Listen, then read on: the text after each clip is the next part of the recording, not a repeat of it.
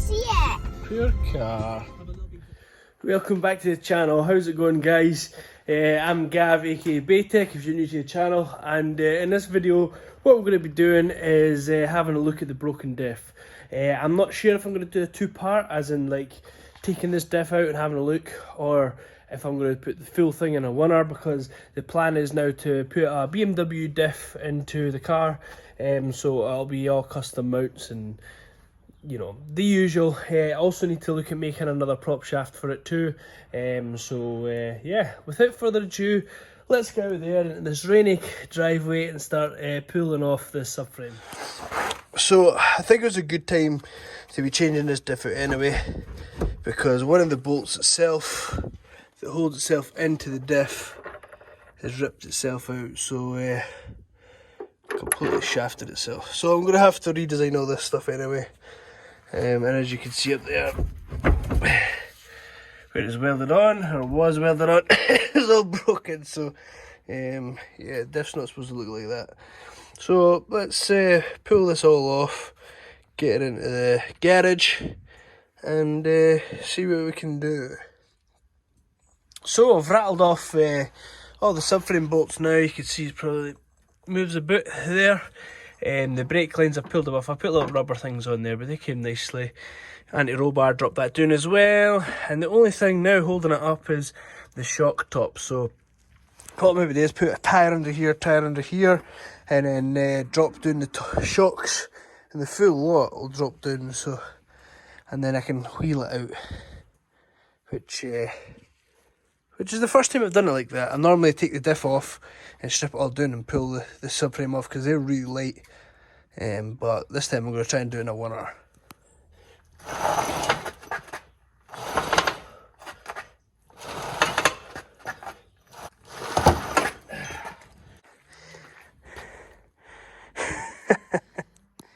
Well, that wasn't too bad, was it? Some drag on them tyres, so I'll tell you. So I put that sheet underneath that helps kind of slide it along. So yeah, as you can see where the diff bracket used to go, snapped off. So, and this has pulled itself out as well. Yeah, interesting. So the new one, the BMW diff, I'll just need to try and make it stronger. I'll plate this up, put big plates in there, you know, nice plates, and then try and do some bracing maybe from here to here as well. Just spend a wee bit more time bracing it up, and then that should make it last a little bit longer. So I'm going to keep using these shafts, because that's special shafts, and I'm probably going to machine these to fit onto BMW cups.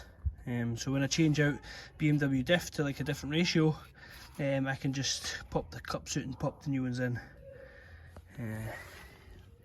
Sensor for traction control. I think that's an MX5 sensor. I can't remember what I used. But yeah, we're getting there. So, we're on plan C now. This is all heaps of prop shafts. I actually got this from James, or Youngie, as he's known locally. He's got BMW stuff in Scotland, plenty of stuff, like rakes of stuff, shelves stuff, and we've managed to come up with this prop here. I'm going to keep this piece here the standard length, which is E46, because this ZF Guibo here will fit into my box. Although this piece here, I'm going to hit it shorten. I'm going to have to change this one to ZF, and actually no, that one gets changed to one of these styles, and this one here will stay. So and then I need to actually make it quite short, so it's the same length as one of these originals. And then obviously we've got the diffs here. So 350Z diff, BMW E46 330 diesel box, which is the large case diff, 2.81 ratio, and that's a 3.5 ratio. It's just a little bit too short for me. Yeah, so I'm going to make that fit in there. It's actually, for some reason, it looks bigger, but it's actually lighter than that. So yeah, surprised me for some reason. But yeah, I'm going to have to make custom mounts for this here, and then this mount here, probably, by looking at it, it's going to have to come out the back somehow. So I'm going to have to try and figure out what I'm going to do there. makeup. Just basically make the new subframe. Nothing really else to it, guys. Just have to make these things. And no, nothing's going to fit the hand bolts together. I'm just going to make it work. A lot of people have been asking me what kits I'm using, but that's my kit. That's my kit there. And this sweet welder here. That's my kit.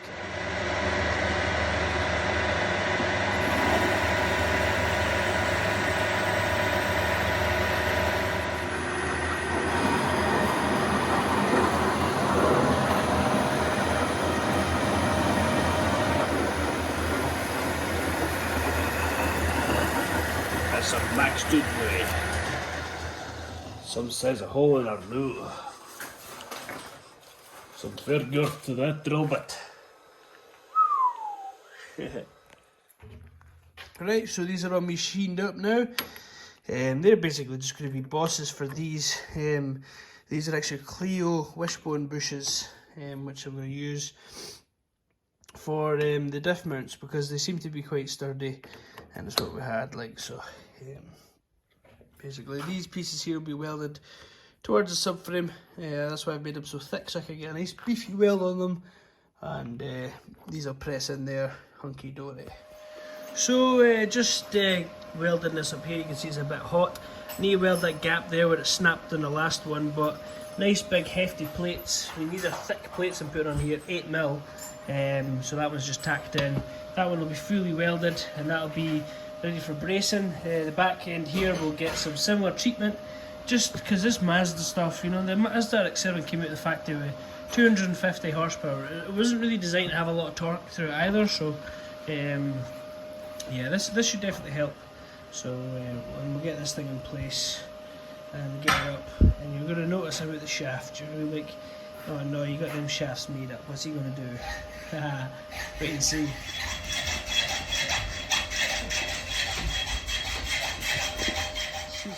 So, we're making progress. Got this bar just tacked on just now, just to see where we're going to mount these diff mounts off. And the back one as well, we'll make a wee bracket here. Greg's just using his magic skills to get it all lined up and play with that.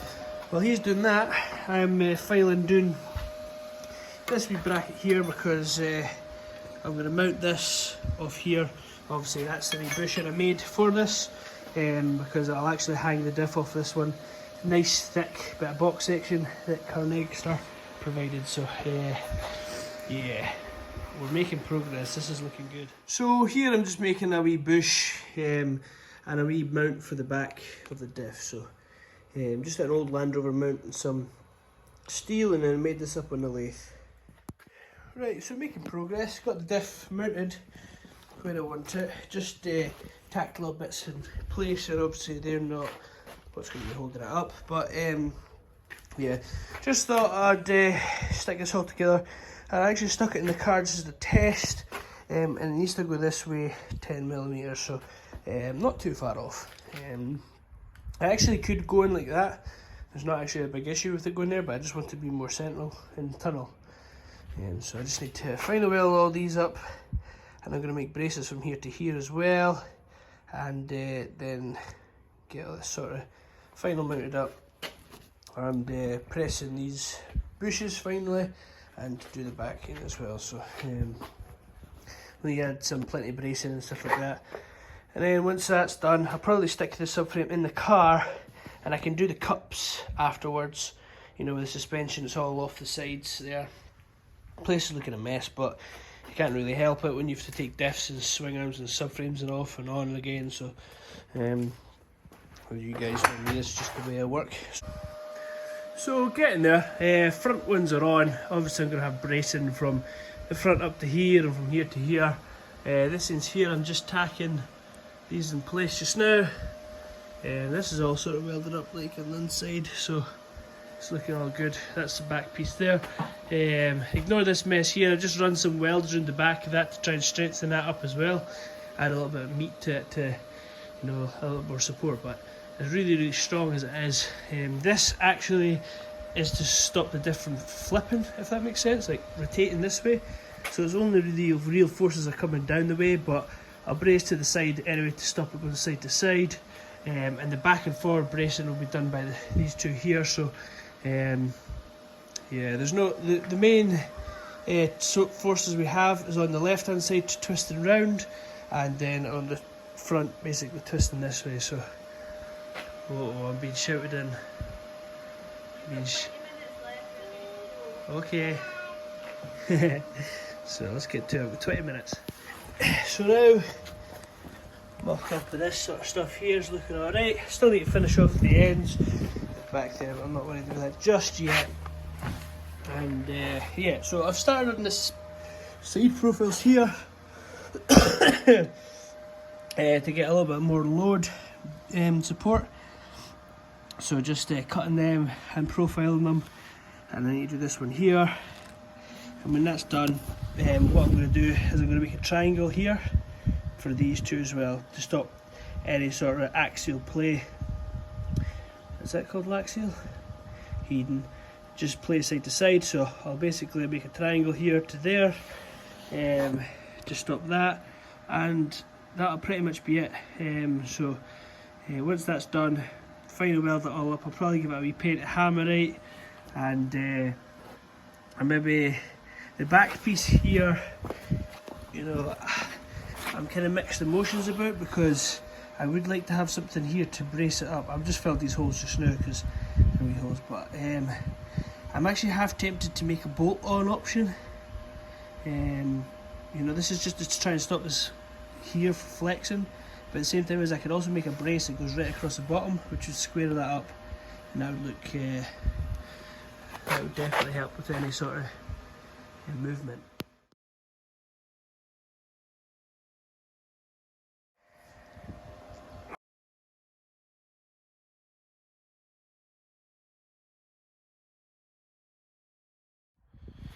So, making progress. As you can see, this is all welded up at the front here, braced up, and I've put a wee brace in the back there as well to try and stop, you know, the two swelling over here, and also a wee bit of brace there as well, just for extra rigidity. I'll smooth these ends off and cut them sort of flush, but for now that'll be fine. I'll make wee brackets off here, but I'm not joking, this thing's solid, really solid, with especially with the new braces on the top as well. You know, everything's all welded up and all nice and stiff. Like, the actual standard stuff looks really weak in comparison to all this big, you know, big heavy duty stuff. So what I'm going to do now is I need to give it just a little bit of a clean down with the wire brush, and I'm going to give it a wee paint, just with by hand, and yeah, just some hammerite or something like that, direct to rust. I'll need to clean up some of this stuff, but yeah, it's getting there, and the diff fits an absolute dream in there. So if I need to swap up the ratios and stuff, I'll just get another diff and chuck that straight in, because I've not had to modify the diff in any way. So, apologise for the flashing lights, but that's that one. Oh my god, it's doing my head in. But yeah, we're getting things mounted up. So the back mounts all done, front mounts all done, all painted up and ready to go back on the car. So what I've been doing here is I've got the flanges off the 350Z. I just parted this off because I'll weld them onto there. So that means I can use the shafts I got made up, the fancy ones. This is my prop. It's obviously going to be a lot longer than that. I just machined it down. So next stage, get this one in the lathe and cut that off too. So yeah, that turned out okay actually.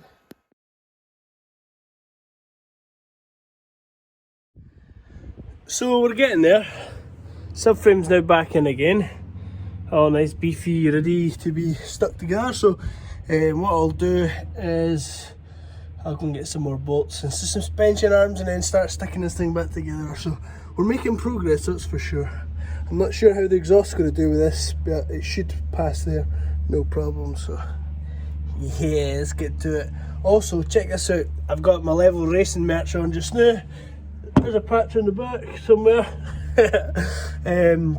Nice and comfy, and keeping me warm on the driveway in this wintry weather. And just like that, BMW E46 large case diff in an RX-7. So now gotten the shafts in, and yeah, they fit near enough. So this one here, for instance, I'll need to machine a little bit with this one and put the cup. So that is 350Z and this is the BMW, and basically do something like that and weld them on so the BMW cups will slide straight in. And that's the 350Z flanges, because remember I got them fancy shafts made up. So so this one here will need machined a little bit. Driver's side won't need any, just need put straight on. So we'll go to the lathe now and we'll get that made up and welded.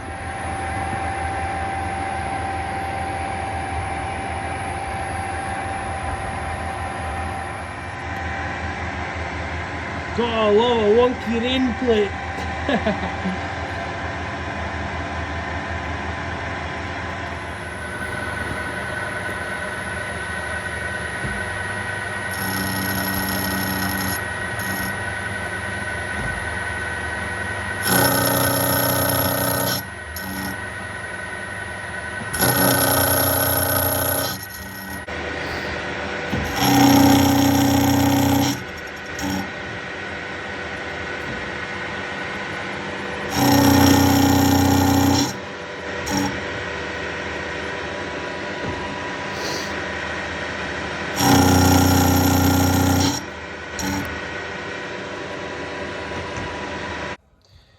So now machined the BMW flange down, and this is the 350Z flange, and these will inevitably go together like this. I'll get a weld on the inside and on the outside. Right, so this BMW flange is now machined down. This is the 350Z flange. I need to put a step in here, the exact same size as this step here, and they will fit in there nicely. It will click in, and then I'll get some welds on the outside there, and then on the inside I'll get some welds in there too, right around there, and obviously outside, and that should be golden. So so that way I've got 350Z cups that go into the BMW diff. So yeah, need to go to town now with the missus, and we'll get back to this shortly. So there we have it. We have the BMW coupler welded on with the 350 tail, welded inside and out. So we'll see if it lasts. Probably snap straight off in the first pull, but look how beefy this BMW stuff is. So yeah, get this one fit to the car and pull the other one off. Oh, perfect.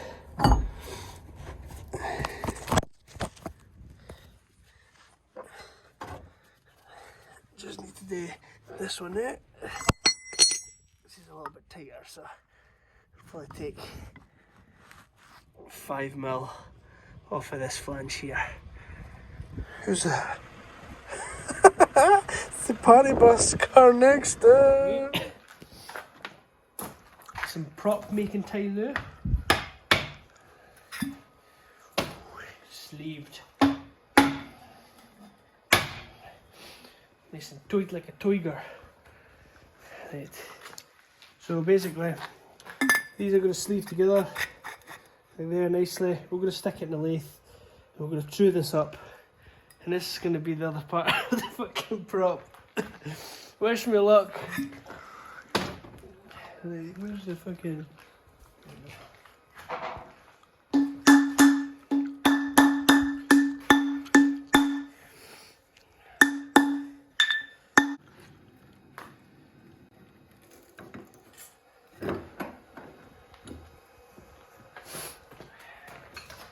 Centered up.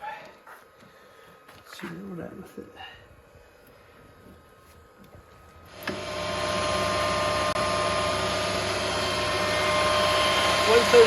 RPM. Sounds solid. To be very quiet, because it's like 2 AM. But now we've got the prop in and the custom drive shaft. Give it a wee twist. Look at that, man, solid as it comes. There's no movement in this at all, so that means this is the final sort of placement, and now we just need to make brackets from here into here, from here into here, and then put the rubber gobbo back in again. But I'm really excited for this. This looks fucking bang on.